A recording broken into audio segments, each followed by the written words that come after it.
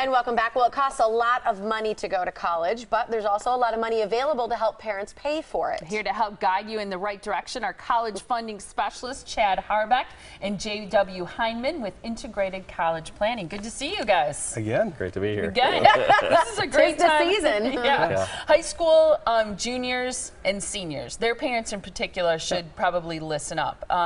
Is it too late for high school seniors? Absolutely not. Okay. We're running out of time, but it's not too late. Running out of time for what? Making sure that we have all of our ducks in a row. If you're a senior, you really should be working on applications, and those wonderful financial aid forms should be filled out in beginning of January.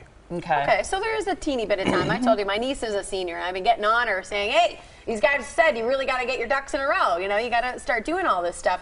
So people can kind of figure out still the best financial aid, and you guys really take that information and narrow down the top schools, right? Yes. We like to stack the deck in our favor. So let's apply to the colleges that we know have lots of free money and stay away from the ones that don't have money to give away. Good point. Yeah, because I think a lot of people miss the point that a lot of colleges are willing to give you free money to attend their school. Yeah, I did a workshop last week and one said, aren't all colleges created equal when it comes to financial aid? And I'm like, absolutely not. Unfortunately, when you go buy a car, you can go find out everything there is to know about whatever brand you're going to buy. But people don't know historically what each college is giving out financial aid. Well, I've said it a million times to you guys and on the show, I could go to a private school for cheaper than I could go to a public school when I went to college simply because of financial aid. But you say financial aid night can be hazardous to your wealth. Why is that? Because a lot of the financial aid officers or financial aid at, night at the schools are saying, hey, fill out this form. All colleges are created equal when it comes to financial aid. And miraculously, when you're in March and April of your senior year, you're going to get a favorable financial aid award. You're going to be able to go to wherever you want.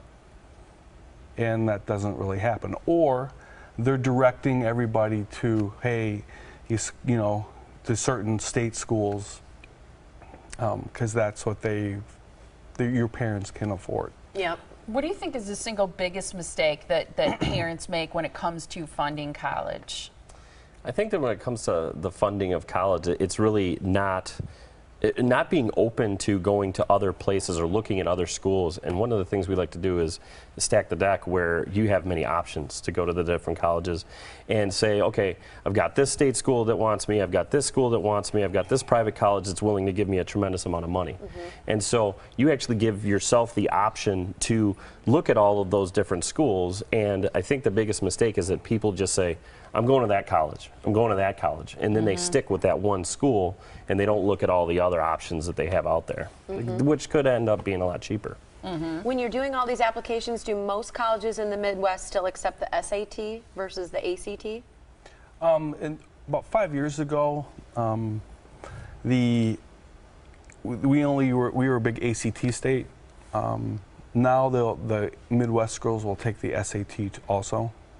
You actually help people figure out which test might be better for their student to take. Correct. Based on their way of thinking, right? So to some students, it's actually a benefit to take the SAT and not the ACT, or the ACT and not the SAT. Right. The ACT is a speed reading test. So Which one is the ACT? ACT is a speed reading test. Okay. So if your child's a really good reader, they read really well, they'll do well on the ACT.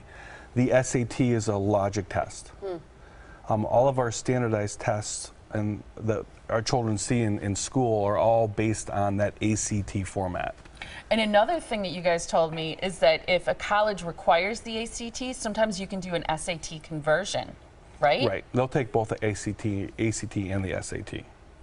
And you don't ever want to report your ACT score to the colleges either, because if you do that, the colleges will could potentially take all of the scores and average them together, which that could be penalized later as far as the amount of free money that the colleges would give you. Seniors can still come to you guys. Yeah. Yes. Juniors should come to you. Juniors, sophomores, freshmen even at this point. I think that the biggest thing is come to the workshop, go through the workshop, learn what you can, and then come in for a complimentary consultation if you feel it's necessary.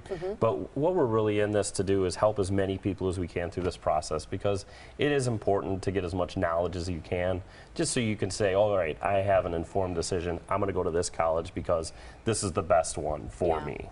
You've got these free funding workshops coming up from 6:30 to 7:45, October 21st, West Bend and Burlington, the 23rd, Whitefish Bay, and also in Watertown, November 4th in Germantown, and November 6th at WCTC. Here's how you can find more about integrated college planning. The phone number to call to make an appointment or learn more about the workshops is 262-574-9242. They're in Pewaukee. Thanks so much for being here, you guys. Thank you. Thank you, Good guys. information. Appreciate it.